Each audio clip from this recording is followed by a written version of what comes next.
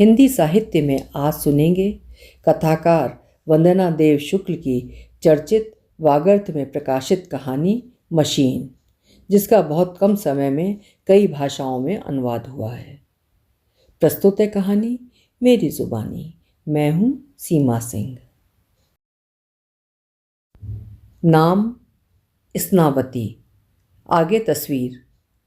देश इंडोनेशिया। उम्र 31 वर्ष। Height 4 feet 2 inch. स्वास्थ्य सामान्य। पारिवारिक स्थिति मैरिड। एक बच्चा उम्र 4 वर्ष इंडोनेशिया में रिश्तेदार के संरक्षण में। काबिलियत ग्रेड।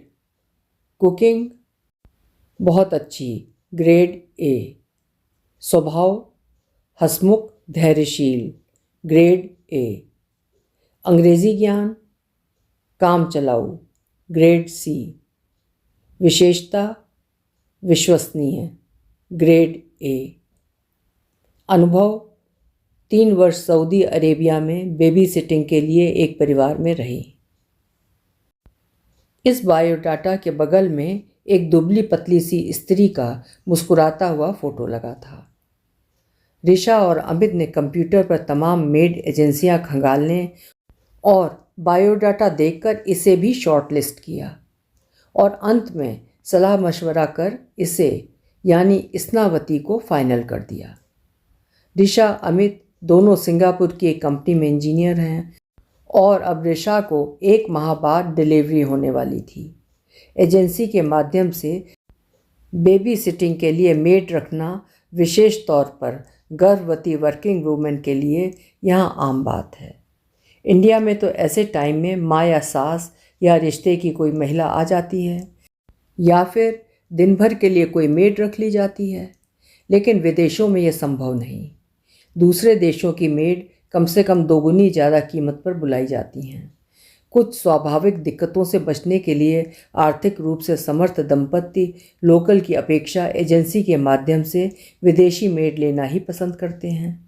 लिहाजा एजेंसी में अनुबंध के अनुसार उसकी फ़ीस जमा करा दी गई, जो जाहिराना तौर पर काफ़ी मोटी रकम थी।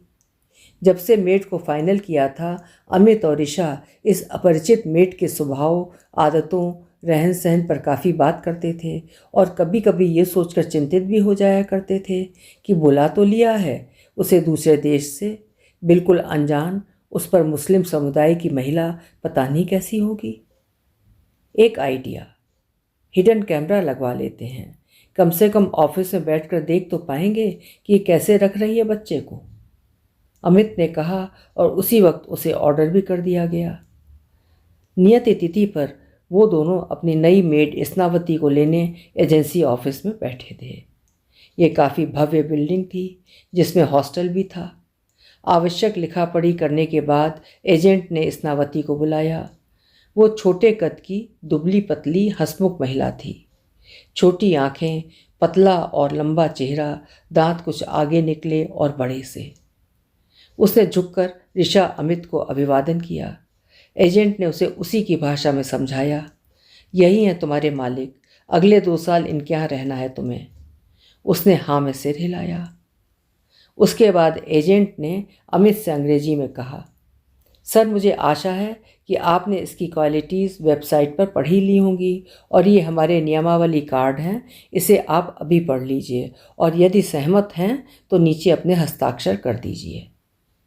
नियम इस प्रकार थे, आपके घर में इसके लिए एक अलग कमरा होना चाहिए।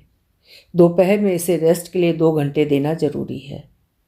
वीक में 1 दिन का अवकाश जिसमें ये कुछ काम नहीं करेगी। यदि देश से बाहर जाएं तो उतने दिन के लिए आप इसे यहीं एजेंसी हॉस्टल में छोड़ सकते हैं। आप 3 माह का पेमेंट हर तीसरे महीने एजेंसी में डिपॉजिट करेंगे, लेकिन इसे 1 पैसा भी नहीं देंगे। यदि देते हैं तो ये आपकी जिम्मेदारी होगी। एजेंसी उस पैसे को नहीं लौटाएगी। इसे जब ज़रूरत होगी ये आपके माध्यम से हमसे खर्चा मांगेगी। जब 2 साल बाद इसका अनुबंध आपके यहाँ से समाप्त होगा तब इसका साल का पूरा बकाया पैसा एजेंसी दे देगी। आप इसे मोबाइल इंटरनेट प्रोवाइड नहीं करेंगे और इसका पालन बहुत कड़ाई से करेंगे। ये व्यवस्था आप लोगों की सुरक्षा के मद्देनज़र की गई है और यदि आप ऐसा करते हैं तो एजेंसी पर इसकी कोई जवाबदेही नहीं होगी। यदि अनुबंध समय पूरा होने के बीच में आपको इससे कोई परेशानी होती है तो आप तुरंत हमें फ़ोन या मेल कर सकते हैं और उस स्थिति में इसका अनुबंध रद्द कर दिया जाएगा। हर एक महीने में 6 माह तक हमारा एक आदमी आपके यहाँ आएगा और इससे रिपोर्ट लेगा। यदि इसे कोई परेशानी है आपसे तो उसे तुरंत वापस बुला लिया जाएगा और शेष फीस भी आपको लौटाई नहीं जाएगी। इसकी घरेलू सुविधाओं के अतिरिक्त इसकी सभी व्यक्तिगत ज़रूरतें जैसे कपड़े या कोई रोज़मर्रा की वस्तुएं खरीदने के लिए एजेंसी इसकी तनख्वाह में से देगी। मेड इस्नावती को भी सभी नियम समझा दिए गए हैं, वह हस्ताक्षर ले लिए गए हैं। हमें उम्मीद और यकीन है कि आप हमारे नियमों का उतना ही ख्याल रखेंगे जितना हमारी ये वर्कर आपका रखेगी। Good luck. अमित ने उस एग्रीमेंट पर अपने साइन कर दिए। इस्ना के पास एक बहुत बड़ा सूटकेस और 2 बैग्स थे। उसने घुटने तक लंबी गहरे नीले रंग की निकर और उसके ऊपर गहरे लाल रंग का टॉप पहन रखा था। कंधे पर एक छोटा सा पर्स टंगा था। वो कहीं से भी 4 साल के बेटे की माँ नहीं लग रही थी, बल्कि उसकी कद काठी से तो वो मैरिड भी नहीं लग रही थी। कार में कुछ देर बातें करते हुए अमित ऋषा को ये अंदाज़ हो गया था कि लड़की बहुत कम अंग्रेजी बोल और समझ पाती है। वो सिर्फ अरेबियन या इंडोनेशिया की भाषा बोल पाती है। इस्ना कार में काफ़ी संकोच में और सिकड़ी हुई सी बैठी रही। घर पहुंचकर उसे उसका कमरा दिखा दिया गया जो किचन से लगा हुआ ही था। अमित और ऋषा ने उसे पहले ही सुविधापूर्ण बना दिया था ताकि मेड को रहने में कोई दिक्कत ना हो। उसके छोटे कमरे में एक लोहे का रैक, एक कुर्सी, एक मेज और एक बिस्तर पड़ा था। उस कमरे में एसी नहीं था, इसलिए वहाँ एक स्टैंड फैन रख दिया गया था। इस्ना ने कमरे को पहले अच्छी तरह देखा, फिर अपना सामान सूटकेस वगैरह रैक में जमा दिया। उसके बाद वो बाथरूम में घुस गई। नहाकर जब लौटी तो उसके चेहरे पर से थकान उतर चुकी थी और अब वो निश्चिंत और फ्रेश लग रही थी। अब उसके चेहरे से वो डर और संकोच की छाया गायब हो चुकी थी जो एजेंसी में पहली बार अपने मालिकों को देखकर आ गई थी। अमित और ऋषा के बेहद आत्मीय स्वभाव और केयर ने उसे और भी आत्मविश्वास से भर दिया। Madam, what food you will eat? उसने अटकती हुई अंग्रेजी में ऋषा से पूछा। ऋषा को उसकी अंग्रेजी और भोली सी सूरत देखकर हंसी आ गई। Whatever, just see what is in the fridge first. Okay okay, उसने कहा और किचन में चली गई। Thank God she understands English, Risha मन ही मन बुदबुदाई। इस्ना अर्ली राइजर थी, यानी मुंह अंधेरे उठ जाती। ऋषा और अमित जैसे ही उठते टेबल पर चाय, दूध और नाश्ता बनाकर रख देती। पहले शुरू में तो रैपर में कच्ची सब्जियां रैप करके या सैंडविच ऑमलेट जैसी चीज़ें बनाती थी, लेकिन जब ऋषा ने उसे डोसा, इडली, सांभर, रोटी, सब्जी आदि बनाने सिखा दिए, फिर तो वो ऐसे एक्सपर्ट हो गई जैसे शुरू से ही इन्हें बनाना जानती थी। उसकी साफ़ सफाई, फुर्ती, बहुत शौक़ से खाना बनाना और टेबल पर सजाना, वो भी मुस्कुराते हुए, आश्चर्यजनक था। कभी कभी अमित कहता भी, ओह गॉड, ये औरत है या मशीन? चलती ही रहती है, बंद ही नहीं होती। इस्ना के पास एक रजिस्टर था जिसमें वो ऋषा द्वारा बताई गई सब रेसिपी लिखती जाती थी। मसालों व अन्य खाद्य पदार्थों, सब्जी आदि को देखकर उसका नाम अपनी भाषा में लिखती थी। वो गर्भवती ऋषा के खान पान का विशेष ख्याल रखती। नो मदम, ये पाइनएप्पल सूप पियो, अभी पियो। प्रेग्नेंट लेडी को सूप और फ्रूट्स खूब खाने चाहिए। ये कम कुक किया ग्रीन वेजिटेबल है, बहुत फ़ायदेमंद है बेबी के लिए, पहले इसे खाओ। वो ऋषा को आदेश देती। स्टोर से सब्जी, फल वगैरह खरीदने भी अब वो खुद ही जाती। वैसे तो कई खूबियाँ थी उसमें, लेकिन एक खूबी जो ईश्वर प्रदत्त ही थी वो थी उसकी किसी चीज़ को याद रखने और सीखने की अद्भुत क्षमता। अब जल्दी ही वो अरबी भाषा को भूलकर अंग्रेजी सीखने और बोलने लगी। इस्ना, तुम जब हमें खिलाने के बाद खाती हो तो किचन के कोने में क्यों खाती हो? यहीं डाइनिंग टेबल पर खाया करो ना, ऋषा ने उससे कहा। नो मदम, हम ऐसा नहीं कर सकते, हमें यहीं खाना होता है। लेकिन उन लोगों को क्या पता कि तुम कहाँ खा रही हो जब हम कह रहे हैं तुमसे। हाँ, आप ठीक कह रही हैं कि वो यहाँ मौजूद नहीं, लेकिन हमें तो ऑनेस्ट होना चाहिए ना अपने प्रोफेशन में। वो हाथ में छोटी सी तश्तरी और उसमें चिड़िया जैसा जरा सा खाना लेकर खाती। खाने का उसे जरा भी लालच नहीं था। अमित, मैं सोचती हूँ इस लड़की का बिल्कुल मन नहीं करता क्या खाने का, जब हम लोग इसका इतना अच्छा तरह तरह का नाश्ता करते हैं जो ये खुद हमें बना कर देती है। क्या कभी भी इसे ये देखकर भूख नहीं जगती? हाँ, ये मैं भी सोचता हूँ। सच बताऊँ ऋषा, ये इतने स्नेह से खिलाती है खाना और ऐसा हम लोगों का ख्याल रखती है, कभी कभी मुझे मम्मी की याद आती है। अमित कुछ उदास हो गया। 1 माह बाद एक प्यारी गोल मटोल बेटी को ऋषा ने जन्म दिया। अमित और ऋषा के घर में खुशी खुशबू बनकर तैरने लगी। पूरा घर बच्चे की किलकारियों से खिल उठा। अब इसना का काम और बढ़ गया। वो बच्चों को नहलाने, साफ सफाई से लेकर उसे सुलाने और रात में यदि वो जाग जाए तो उसे घुमा घुमा कर बहुत आत्मीयता से सुलाती थी। बेबी उसकी गोद पहचानती थी। ऋषा का काम सिर्फ बेबी को फीड भर कराना था, बाकी काम इसना करती।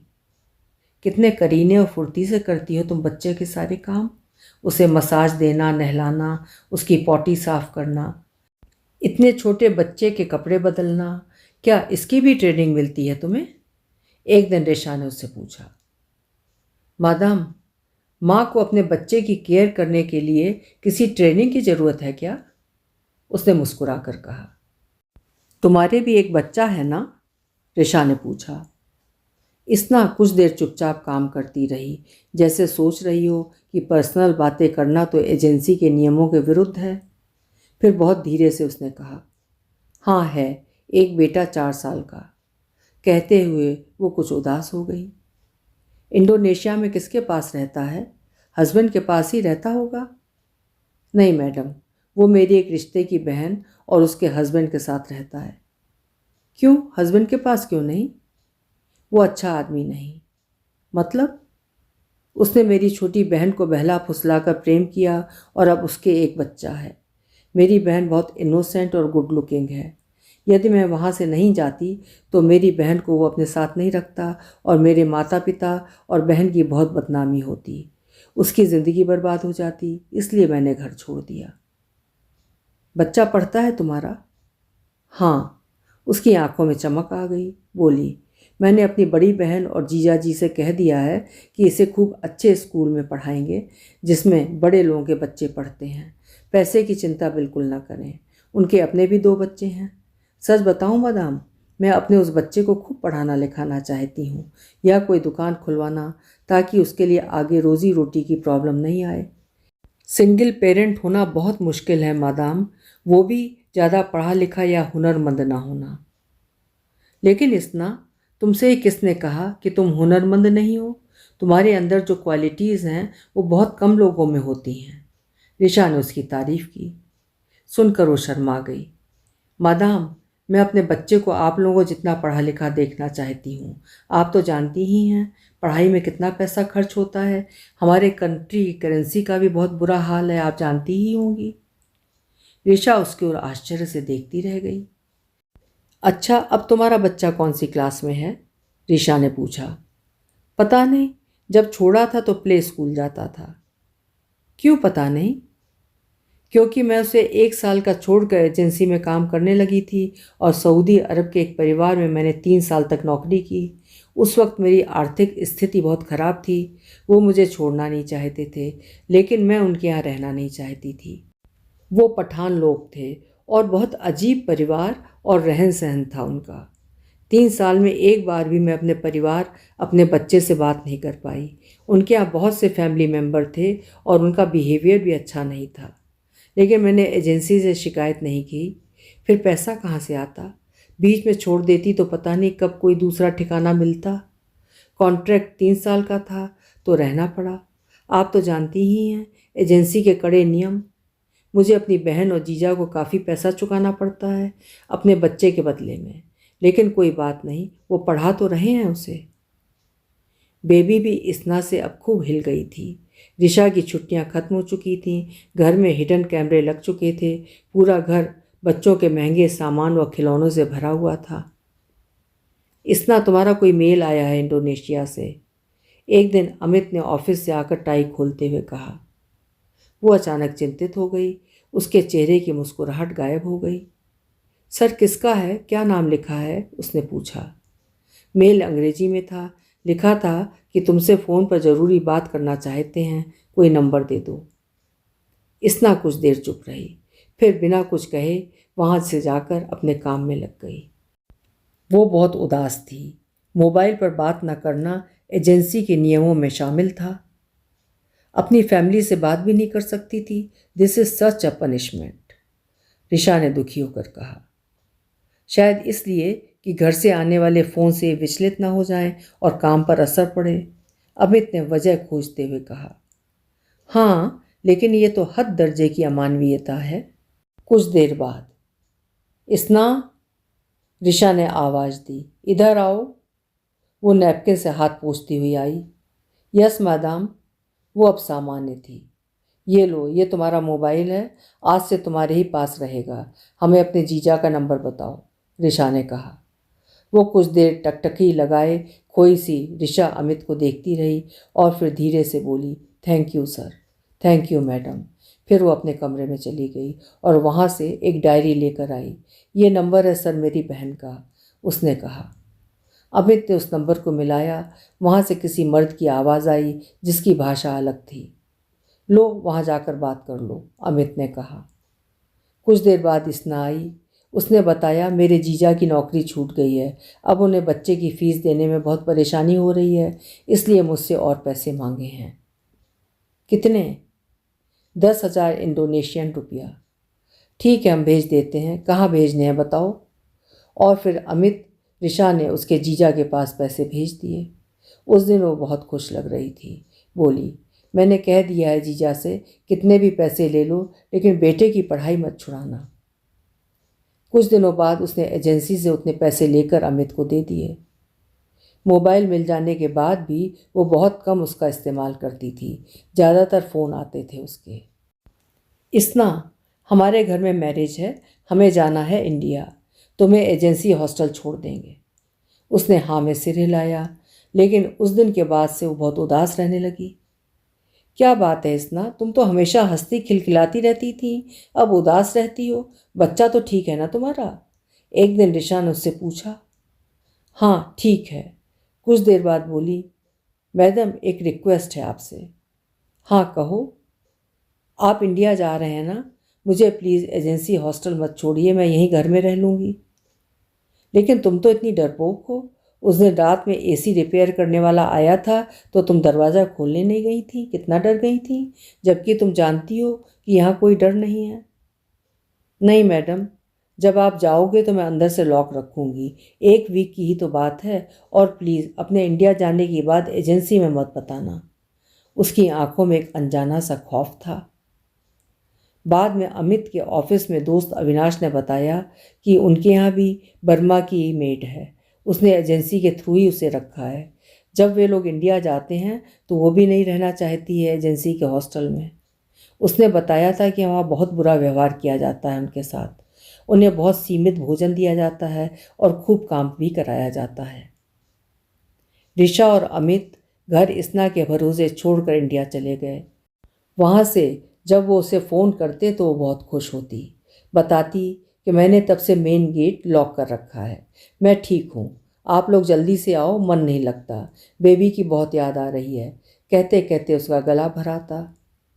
जिस दिन वो लोग इंडिया से वापस सिंगापुर लौटे और घर पहुँचे, इस्ना बेसब्री से उनका इंतज़ार कर रही थी। वो ऋषा से लिपट गई और बेबी को गोद में लेकर उसे खूब चूमने लगी। मादाम, 7 दिनों में आपने मेरी बेबी को वीक कर दिया, वो ऋषा से बोली।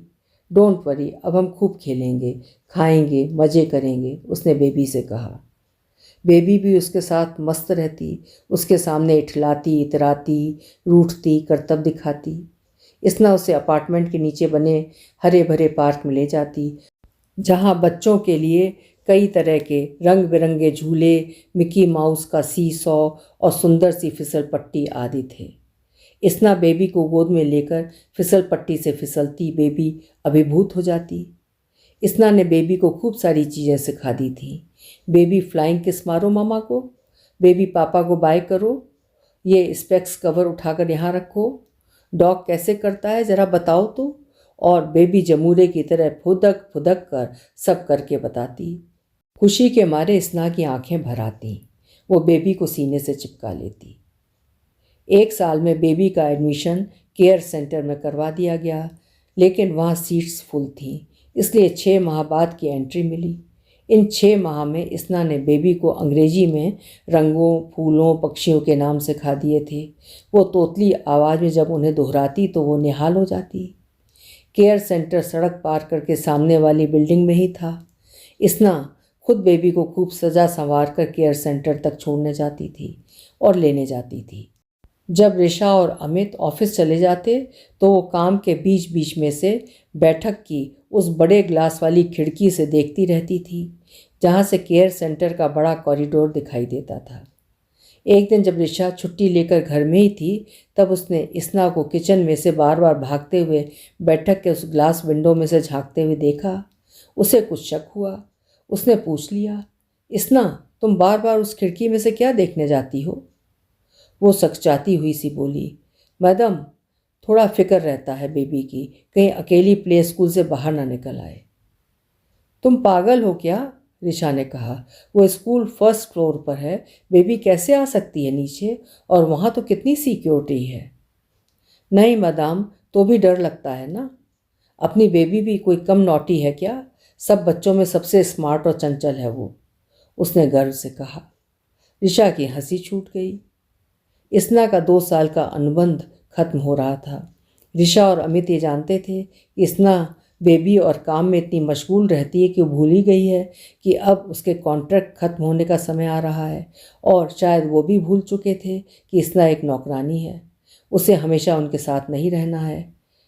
उन्हें तो पता ही नहीं चलता यदि एजेंसी ऑफिस से रिमाइंडर मेल नहीं आता। अमित, ये लड़की तो एक फैमिली मेंबर जैसी हो गई है, मैं तो इसके बिना रहने की कल्पना ही नहीं कर सकती। ऋषा दुखी थी। सही कह रही हो, दरअसल हम बहुत डिपेंड हो गए हैं इसके ऊपर। नहीं होना चाहिए था हमें, specially emotional dependency is more harmful. एक बार ये साइट खोलो, अमित ने ऋषा से कहा। क्यों? एक चीज़ देखनी है। अमित ने उसी एजेंसी के रूल्स निकाले जिसमें लिखा हुआ था कि अनुबंध बढ़ाया भी जा सकता है। देखकर दोनों की बातें खिल गईं। चलो अब इसना को बताने में कोई हर्ज नहीं, उसे एक गुड न्यूज़ भी दे देंगे कि अब तुम 2 साल और यहीं रह सकती हो। कितनी खुश हो जाएगी वो। ऋषा और अमित अब निश्चिंत हो चुके थे। दूसरे दिन रविवार था।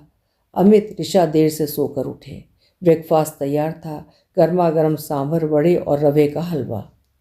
अरे वाह, स्वीट डिश, आज तो भाई बढ़िया संडे मना दिया तुमने, अमित ने खुश होकर कहा।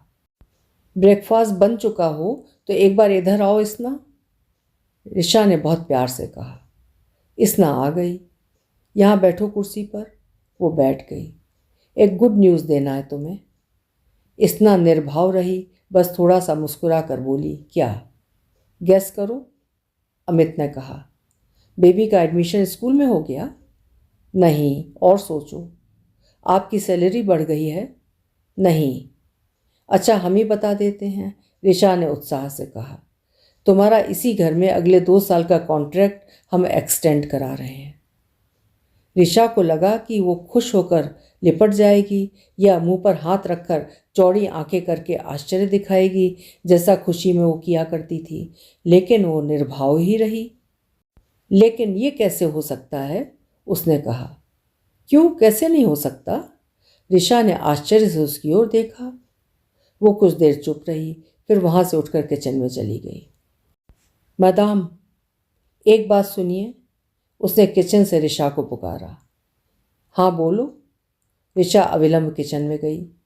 ये देखो, ये मसाले सारे इस ड्रॉर में रखे हैं, नई क्रॉकरी उस रैक में, और पुरानी डेली यूज़ वाली यहीं नीचे रखी है। बेबी के सॉफ्ट टॉयज़ आपके कमरे की वुडन अलमारी के ऊपर वाले खाने में रखे हैं। उन्हें फेंकना मत, किसी गरीब बच्चे को दे देना। और ये आपका मोबाइल, उसने मोबाइल देते हुए कहा। ऋषा को समझ में नहीं आ रहा था कि वो इस पर क्या प्रतिक्रिया व्यक्त करे। रात में जब अमित ने कंप्यूटर खोला तो उसमें एक मेल था। लिखा था, प्रिय कस्टमर, आपने स्नावती नामक इंडोनेशियन मेड को 2 वर्षों तक अपने यहाँ बेबी सिटिंग के लिए रखा। आपका आभार। कृपया फीडबैक दें कि आपका अनुभव स्नावती के साथ कैसा रहा। आपका ये फीडबैक उसके भविष्य के लिए उपयोगी है। धन्यवाद। नीचे स्ना के लिए एक मेल था। लिखा था, डियर स्नावती, तुम्हारा अनुबंध सो एंड सो, जिसका एड्रेस सो एंड सो है, कि यहाँ से इस तारीख को रात 8 बजे समाप्त हो रहा है, जैसा कि पहले से निश्चित था और जैसा कि तुम चाहती थी। ठीक 15 दिनों बाद तुम्हें दुबई की एक फैमिली के नवजात शिशु की देखभाल के लिए जाना है। उन्होंने तुम्हारा बायोडाटा सिलेक्ट किया है। वीज़ा और पासपोर्ट तैयार है। जब ऋषा और अमित ये मेल पढ़ रहे थे, स्ना अपना सूटकेस जमा रही थी और बेबी उसकी पीठ और कंधे पर चढ़कर जोर जोर से बोल रही थी, डॉग बार्क्स भौं भौं, your hairs are black, your shirt is red, sky is blue. स्ना मुस्कुरा रही थी। अभी आप सुन रहे थे वंदना देव शुक्ल जी की लिखी हुई कहानी मशीन। उम्मीद है कहानी आपको ज़रूर पसंद आई होगी। कल फिर मिलेंगे। हिंदी का उत्कृष्ट साहित्य सुनते रहने के लिए मेरे चैनल्स को सब्सक्राइब जरूर करिए। कहानी पसंद आई है तो लाइक भी करिए और अपने साहित्य प्रेमी मित्रों के साथ साझा करिए। बहुत बहुत धन्यवाद।